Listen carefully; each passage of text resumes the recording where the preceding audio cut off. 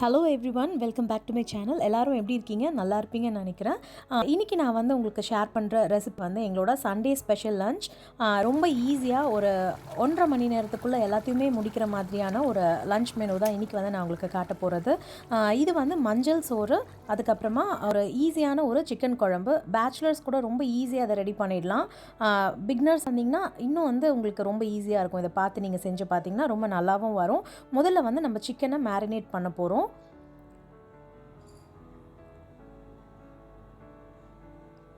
Chicken marinate பண்ணுறதுக்கு நான் எடுத்துருக்கிறது வந்து 3/4 கிலோ அளவுக்கு 750 கிராம்ஸ் அளவுக்கு சிக்கன் எடுத்து அதை வாஷ் பண்ணி க்ளீன் பண்ணி வச்சுருக்கேன். அதில் வந்து ஒரு 1/2 டீஸ்பூன் மஞ்சள் தூள், 2 டீஸ்பூன் அளவுக்கு காஷ்மீரி சில்லி பவுடர் சேர்த்துருக்கேன், 1 டீஸ்பூன் அளவுக்கு மல்லித்தூள், அதுக்கப்புறமா 1 டீஸ்பூன் கரம் மசாலா, 1/2 டீஸ்பூன் அளவுக்கு சோம்புத்தூள், 1/2 டீஸ்பூன் சீரகத்தூள், 1 டீஸ்பூன் அளவுக்கு இஞ்சி பூண்டு பேஸ்ட், தேவையான அளவு உப்பு, அப்படியே ஒரு பாதி எலுமிச்சை பழம் வந்து இந்த மாதிரி ஸ்குவீஸ் பண்ணிக்கோங்க. நீங்கள் ஒரு ஸ்பூனில் எடுத்தீங்க அப்படின்னா ஒரு 1/2 டீஸ்பூன் அளவுக்கு ஜூஸ் வந்து நீங்கள் சேர்க்கணும் இதில். அதுக்கப்புறமா 1 டேபிள் ஸ்பூன் அளவுக்கு தயிர் வந்து சேர்த்துட்டு இதை நல்லா இந்த மாதிரி மிக்ஸ் பண்ணிக்கோங்க. மிக்ஸ் பண்ணி வச்சுட்டு இதை ஒரு 30 நிமிஷத்துக்கு நம்ம அப்படியே ஊற வைக்க போகிறோம். அப்போ இந்த மசாலாலாம் வந்து சிக்கனில் நல்லா இறங்கிரும். நம்மளுக்கு செய்யறதுக்கும் ரொம்ப ஈஸியாக இருக்கும் இப்போவே வந்து நம்ம மசாலாலாம் ஆட் பண்ணுறதுனால. இதை நல்லா மிக்ஸ் பண்ணியாச்சு. ஒரு 30 நிமிஷத்துக்கு இது அப்படியே இருக்கட்டும். இப்போ வந்து பார்த்திங்கன்னா நான் வந்து சிக்கனுக்கும் மஞ்சள் சோறுக்கும் ரெண்டுத்துக்குமே சேர்த்து வெங்காயம், தக்காளி, பச்சை மிளகாய், அப்புறம் வந்து மல்லி இலை, புதினா இலை எல்லாமே ரெடி பண்ணி வச்சுட்டேன். அதுக்கப்புறமா சிக்கனும் வந்து ஊறிட்டுருக்கு. இது வந்து ரைஸ் வந்து நான் சாப்பாட்டுக்காக வாஷ் பண்ணி 30 நிமிஷம் ஊற வச்சுருக்கேன். அடுத்தது ரைஸ்க்கு தேவையான தேங்காய் பால் எடுத்திருக்கேன். இந்த இன்க்ரீடியன்ட்ஸ் எல்லாமே வந்து நான் டிஸ்கிரிப்ஷனில் கொடுக்குறேன். என்னென்ன அளவுன்னு நீங்கள் அதில் பார்த்து தெரிஞ்சுக்கோங்க. இப்போ நான் செய்கிறத பார்த்து நீங்கள் அந்த அளவை வச்சு நீங்கள் ட்ரை பண்ணி பாருங்கள். அடுத்தது வந்து நான் ரைத்தா பண்ணுறதுக்காக வெங்காயம், அதுக்கப்புறமா வெள்ளரிக்காய், கேரட், கொஞ்சமாக எலுமிச்சை பழம் இதில் சேர்த்துக்கணும். அப்போ ரொம்ப நல்லாயிருக்கும் இது. அப்படியே வந்து கொஞ்சம் மல்லி இலை, ஒரே ஒரு பச்சை மிளகாவும் சேர்த்து, உப்பு கொஞ்சம் சேர்த்து, தயிரும் சேர்த்து இதை வந்து ரெடி பண்ணிவிட்டேன்.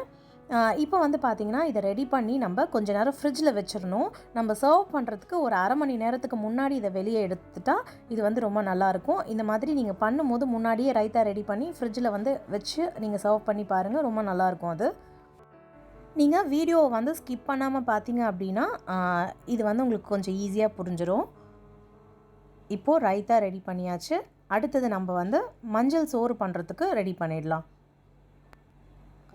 இப்போது மஞ்சள் சோறு பண்ணுறதுக்கு நான் வந்து ஒரு கடாயில் ஒரு 1.5 டேபிள் ஸ்பூன் அளவுக்கு நெய் சேர்த்துருக்கேன். 1.5 டேபிள் ஸ்பூன் நெய், அதுக்கப்புறமா 1.5 டேபிள் ஸ்பூன் அளவுக்கு எண்ணெய் வந்து சேர்க்கணும்.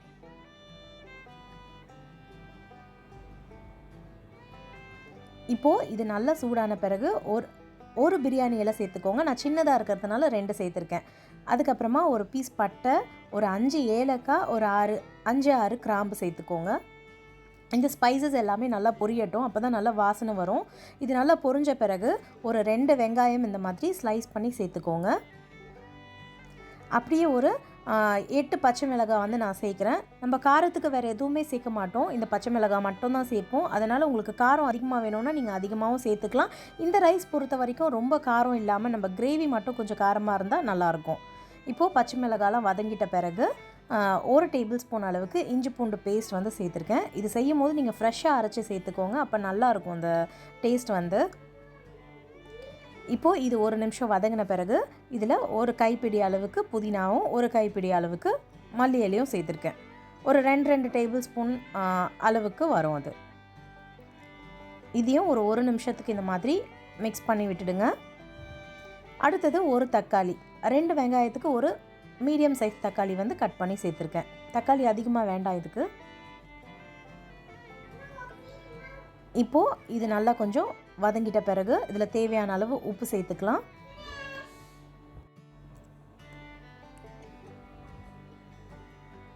உப்பு சேர்த்துட்டு இந்த மாதிரி மிக்ஸ் பண்ணி விட்ட பிறகு இதில் வந்து ஒரு 3/4 டீஸ்பூன் அளவுக்கு மஞ்சள் தூள் வந்து சேர்க்குறேன்.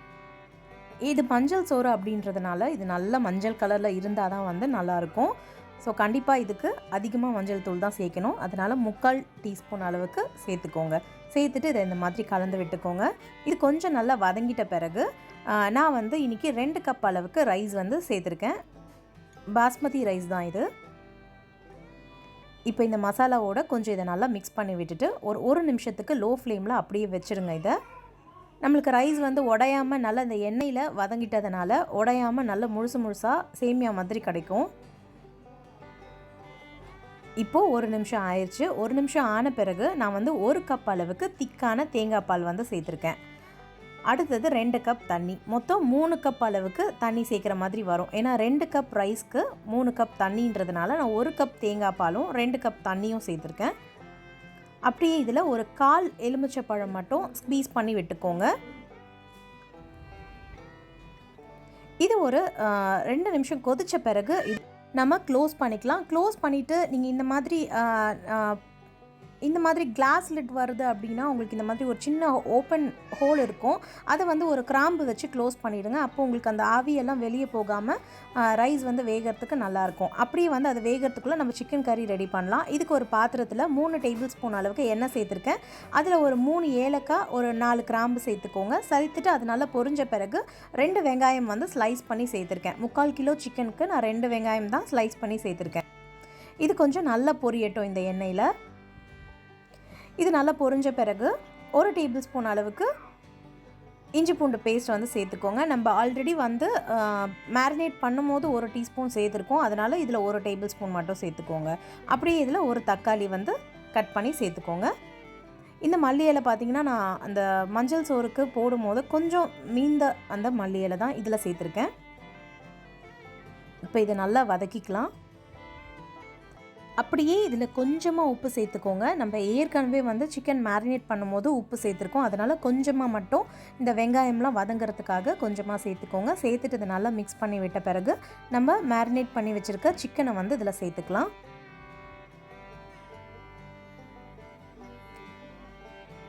சிக்கன் சேர்த்துட்டு இந்த வெங்காயம் தக்காளியோட கொஞ்சம் கலந்து விட்டுருங்க. இந்த மாதிரி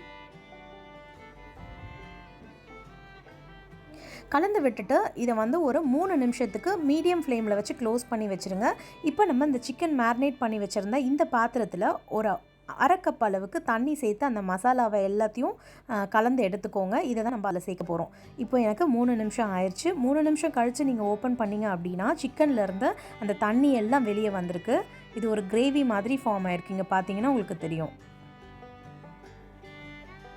நல்லா இந்த மாதிரி வரணும். இதிலேருந்து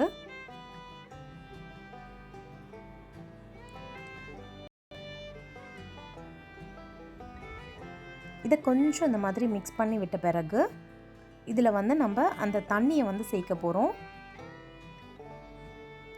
இப்போ அந்த மசாலாவில் வந்து மிக்ஸ் பண்ணி வச்சோம் இல்லையா, அந்த தண்ணி தான் இது. இதை சேர்த்துட்டு கொஞ்சம் கலந்து விட்டுக்கலாம். உப்பெல்லாம் கரெக்டாக இருக்கான்னு பார்த்துக்கோங்க இந்த ஸ்டேஜில்.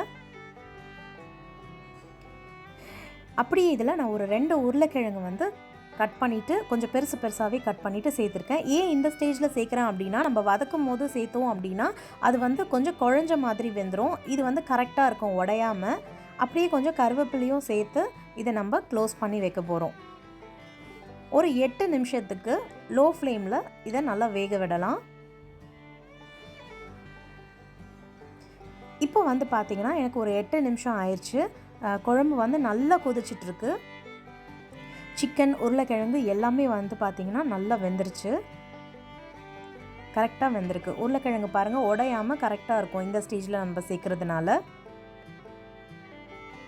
இப்போது இதில் ஒரு 1/2 கப் அளவுக்கு திக்கான தேங்காய் பால், நம்ம தேங்காய் பால் வந்து அரைச்சி எடுக்கும் போது முதல் பால் எடுப்போம் இல்லையா, அந்த மாதிரி திக்கான தேங்காய் பாலை ஒரு 1/2 கப் அளவுக்கு சேர்த்துக்கிறேன்.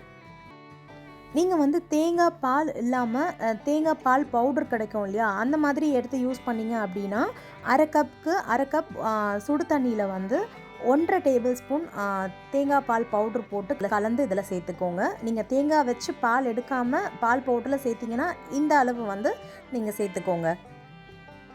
இப்போது இதை மிக்ஸ் பண்ணி விட்டுக்கலாம். மிக்ஸ் பண்ணி விட்டுட்ட பிறகு ஒரு 3 நிமிஷத்துக்கு இதை மீடியம் ஃப்ளேமில் கொதிக்க வைங்க.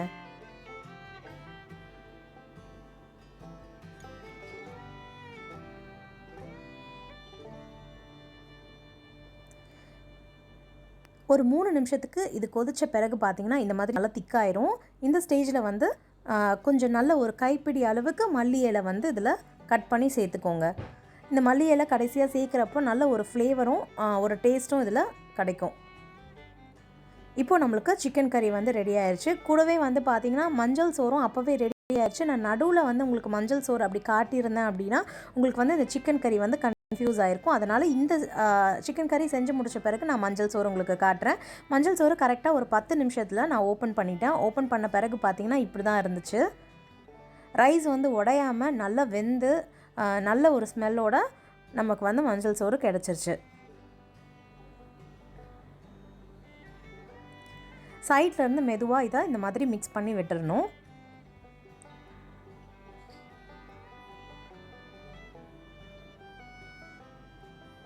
ரைஸ் பார்த்திங்கன்னா வெந்திருக்கு, நல்ல நீட்டாக உடையாமல் வந்திருக்கு. நம்ம வந்து கிரேவி பண்ணும் போதே ரைஸை போட்டு மிக்ஸ் பண்ணதுனால இந்த மாதிரி வந்திருக்கு.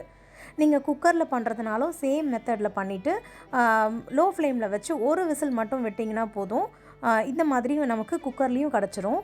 கண்டிப்பாக வீட்டில் இந்த மஞ்சள் சோறு செஞ்சு பாருங்கள். இது செய்யும் போது கண்டிப்பாக இதே மெத்தடில் ஒரு சிக்கன் கறியும் வச்சு பாருங்கள், ரொம்ப நல்லா வரும்.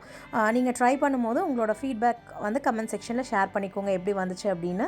நம்மளோட சேனலை ஃபர்ஸ்ட் டைம் பார்க்குறீங்கன்னா மறக்காமல் சப்ஸ்கிரைப் பண்ணி வச்சுக்கோங்க. அப்படியே பக்கத்தில் இருக்க பெல் ஐக்கனையும் கிளிக் பண்ணிக்கோங்க. அப்போ தான் நான் போடுற வீடியோஸோட நோட்டிஃபிகேஷன்ஸ் உங்களுக்கு உடனே வந்து சேரும், நீங்கள் பார்க்க முடியும். ஓகே ஃப்ரெண்ட்ஸ், தேங்க்ஸ் ஃபார் வாட்சிங். இனி நம்ம இன்னொரு வீடியோவில் மீட் பண்ணலாம். அது வரைக்கும் பாய், டேக் கேர்.